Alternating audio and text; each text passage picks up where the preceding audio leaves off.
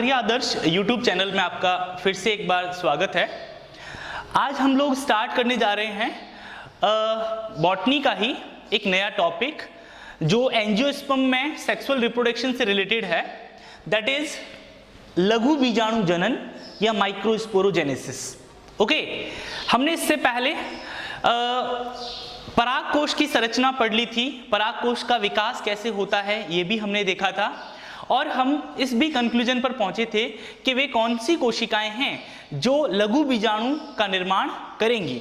Okay, so let's start. लघु बीजाणु जनन, देखिए अगर एक सिंपल सी चीज से समझें तो लघु बीजाणु जनन मतलब लघु बीजाणुओं का निर्माण। लघु बीजाणुओं का निर्माण किस प्रकार होता है वही लघु बीजाणु जनन है।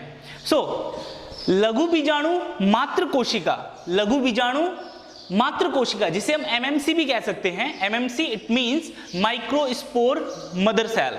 Okay, so microspore mother cell से ही लघु बीजाणु का निर्माण होता है।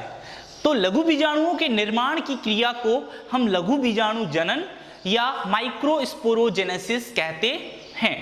अब देखिए, आप ये बात अच्छे से जानते हैं कि जैसे हम लोग लैंगिक जनन के अंदर 3 प्रकार की घटनाओं को देखते हैं। एक वे घटना जो निषेचन से पहले होती हैं, एक वे घटना जो निषेचन के दौरान होती हैं, और एक वे घटनाएं जो निषेचन के बाद होती हैं।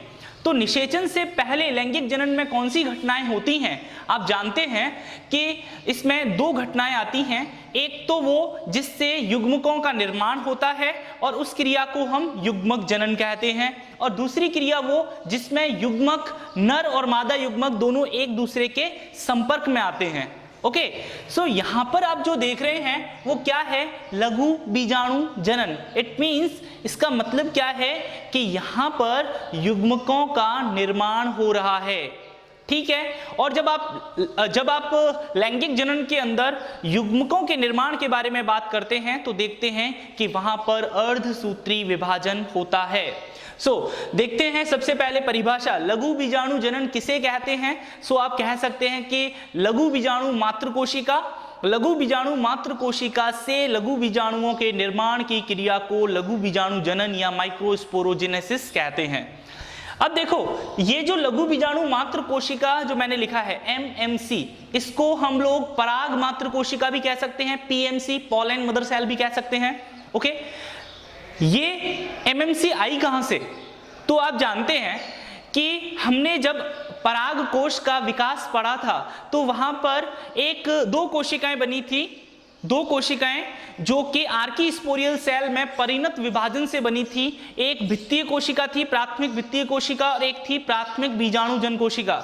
ओके, सो जो बीजाणुजन कोशिका थी, प्राथमिक बीजाणुजन कोशिका जो थी, उसमें विभाजन से समसूत्री विभाजन होते हैं और उससे बीजाणुजन ऊतक का निर्माण होता है, और इस बीजाणुजन ऊतक की प्रत्येक कोशिका द्वारा ही लघु बीजाणु मात्र कोशिका का निर्माण होता है। या मैं ये कहूं कि बीजाणुजन ऊतक की जो बीजाणुजन ऊतक जो था उसकी प्रत्येक कोशिका किसकी तरह से कार्य करती है? लघु बीजाणु मात्र कोशिका की तरह कार्य करती है। सो यू कैन सी कि बीजाणुजन ऊतक की प्रत्येक कोशिका, बीजाणुजन ऊतक स्पोरोजीनस टिश्यू की प्रत्येक कोशिका एमएमसी लघु बीजाणु मात्र कोशिका की तरह कार्य करती है, एक्ट करती है, उसकी तरह होती है या व्यवहार करती है। ये बात दोनों आपकी समझ में आ गई। अब बात आती है तीसरी बात। हम जानते हैं कि युग्मक जनन की क्रिया में हमेशा अर्धसूत्री विभाजन होता है। ओके, अर्धसूत्री विभाजन मींस न्यूनकारी विभाजन। देखिए, इसमें प्रत्येक एमएमसी में अर्धसूत्री विभाजन से 4 अगुणित लघु बीजाणु बनते हैं। ठीक है, तो एमएमसी एक 2n या डिप्लॉयड सेल होती है जिसमें अर्धसूत्री विभाजन होता है, और अर्धसूत्री विभाजन से 4 हैप्लॉयड सेल्स बनती हैं जिनको हम लघु बीजाणु कहते हैं। और ये लघु बीजाणु नेचर में कैसे होते हैं? अगुणित होते हैं, हैप्लॉयड होते हैं। ओके, सो हैप्लॉइड के लिए मैंने n यहां पर शो कर रखा है और डिप्लॉइड के लिए यहां पर 2n शो कर रखा है। एमएमसी देखिए एनसीईआरटी के अंदर आप देखते हैं तो कई बार ऐसा क्वेश्चन भी पूछा जा सकता है कि आपको दो बातें लिख दी, उसने कह दिया लघु बीजाणु और लघु बीजाणु मात्र कोशिका, लघु बीजाणु और लघु बीजाणु मात्र कोशिका और परागकण, इन तीनों की आप गुणिता बताइए, सूत्र गुणिता बताइए।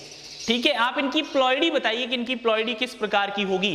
तो हमें पता है कि एमएमसी जो होती है वो डिप्लॉयड होती है, जिसमें अर्धसूत्री विभाजन से लघु बीजाणु और परागकण बनते हैं, और इनकी प्लॉइडी जो होती है वो कैसी होती है, हैप्लॉइड नेचर होती है, अगुणित होती है।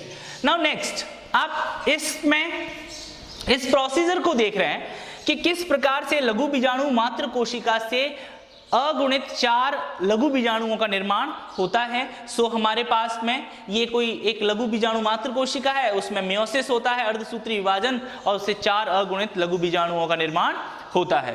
ठीक है, नाउ नेक्स्ट देखो, स्टार्टिंग में क्या होता है कि जो लघु बीजाणु होते हैं वो लघु बीजाणु आपस में जुड़े हुए रहते हैं, एक दूसरे से जुड़े रहते हैं, और इसका कारण है कि इन चारों लघु बीजाणुओं को जोड़ने के लिए इसमें कैलोज की परत पाई जाती है। ओके, कैलोज एक जटिल रासायनिक पदार्थ है जो कि इन चारों लघु बीजाणुओं को साथ में जोड़ के रखता है।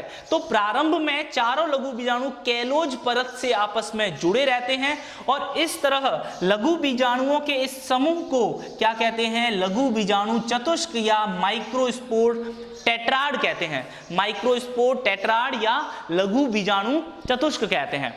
राइट, तो क्वेश्चन कि व्हाट इज माइक्रोस्पोर टेट्राड, लघु बीजाणु चतुष्क क्या है, तो आप कह सकते हैं कि लघु बीजाणु जनन से बनने वाले चारों लघु बीजाणु प्रारंभ में स्वतंत्र नहीं होते हैं, ये कैलोज नामक परत से आपस में जुड़े हुए रहते हैं, एक समूह में रहते हैं, और इस समूह को हम लघु बीजाणु चतुष्क या माइक्रोस्पोर टेट्राड कहते हैं।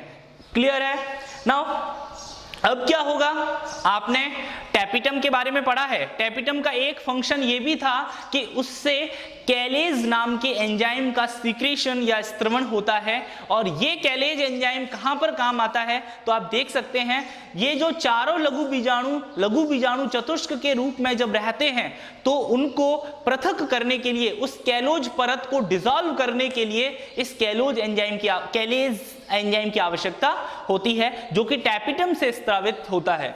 सो कुछ समय पश्चात कैलोज परत को कैलेज एंजाइम जो टैपिटम से स्रावित होता है, आप जानते हैं टैपिटम से स्रावित होता है, घोल देता है, वह चारों लघु बीजाणु पृथक हो जाते हैं।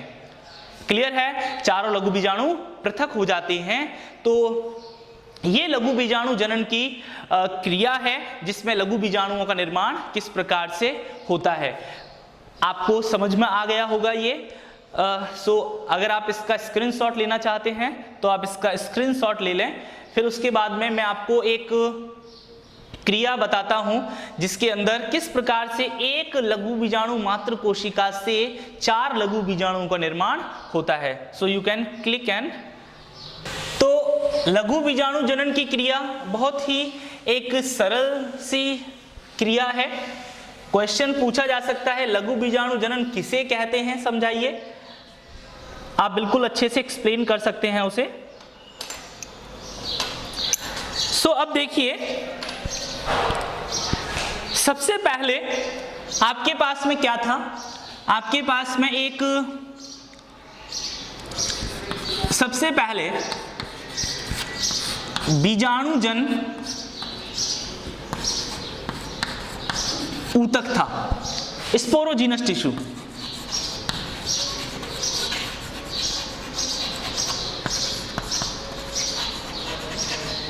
स्पोरोजीनस टिश्यू था। प्लॉइडी पता है आपको, उसकी प्लॉइडी 2n होती है, सूत्र गुणिता 2n होती है। इसकी प्रत्येक कोशिका किसकी तरह से एक्ट करती है, एमएमसी की तरह से, जिसे हम कहते हैं लघु बीजाणु मात्र कोशिका। सो ये आपका स्पोरोजीनस टिश्यू था। उस स्पोरोजीनस टिश्यू से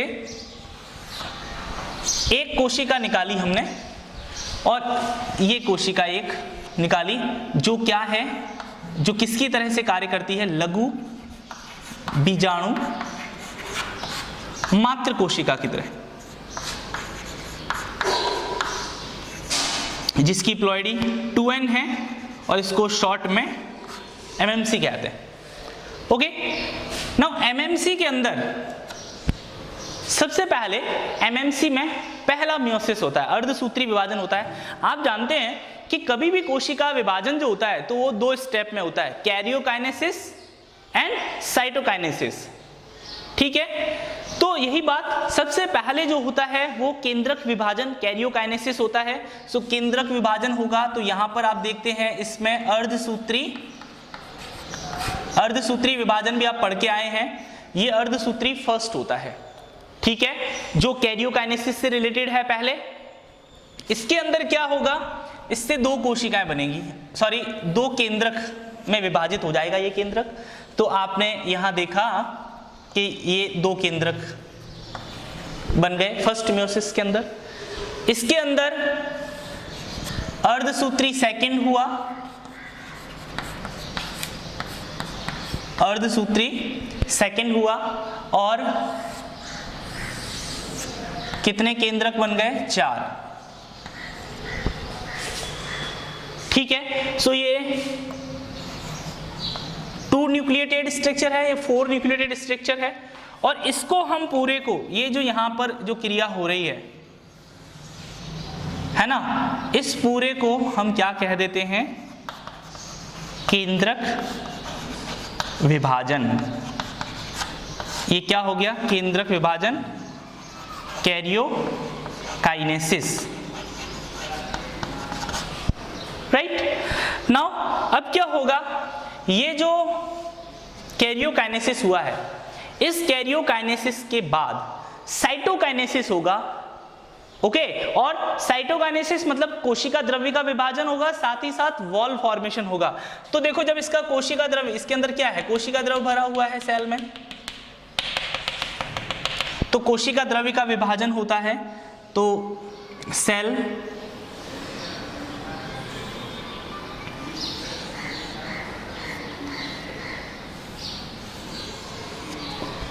इस तरह से सेल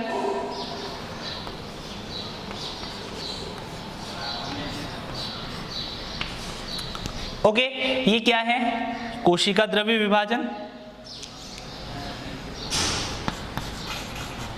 कोशिका द्रव्य विभाजन, जिसे आप साइटोकाइनेसिस कहते हैं। ओके, साइटोकाइनेसिस हो जाता है।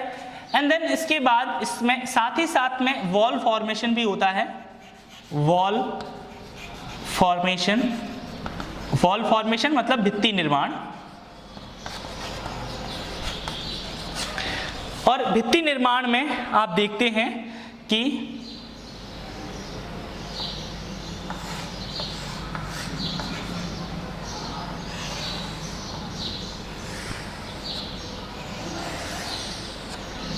इस तरह से वॉल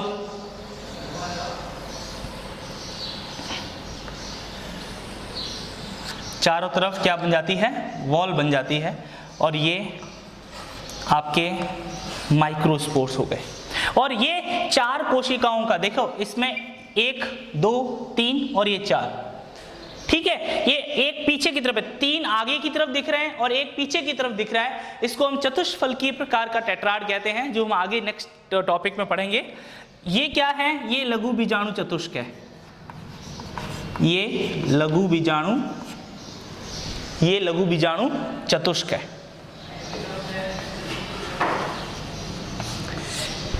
ओके, ये माइक्रोस्पोर टेट्राड है। और ये जो इसके अंदर प्रेजेंट है, ये माइक्रोस्पोर है, माइक्रोस्पोर, जिनको हम क्या कहते हैं, लघु बीजाणु। और इन लघु बीजाणुओं की प्लॉइडी कैसी हो चुकी है, N। ठीक है, ये कंप्लीट प्रोसेस है जो लघु बीजाणु जनन, या जिसे आप कहते हैं माइक्रो स्पोरोजेनेसिस का प्रोसेस है पूरा कंप्लीट। ओके, सो कंप्लीट आपके सामने माइक्रोस्पोरोजेनेसिस का प्रोसेस आ गया, जिसमें एक स्पोरोजीनस टिश्यू की सेल जो एमएमसी की तरह काम करती है और उसमें कैरियोकाइनेसिस होता है एंड साइटोकाइनेसिस होता है और माइक्रोस्पोर टेट्राड बनता है। अब एक और बात मैंने आपसे कही थी, यहाँ पर इनको जोड़ने वाला, ये यहाँ पर आपस में जो जुड़े हुए हैं, जहाँ पर इनको जोड़ने वाला यहाँ पर कैलोज का निक्षेपण पाया जाता है, और जैसे ही आगे जाके इस कैलोज ये डिजॉल्व हो जाती है, माइक्रोस्पोर्स जो होते हैं वो सारे फ्री हो जाते हैं। ये आपके सारे क्या हैं, माइक्रोस्पोर हैं। ओके, सो ये कंप्लीट माइक्रोस्पोरोजेनेसिस का प्रोसेस है, आप इसका स्क्रीनशॉट ले सकते हैं। ओके।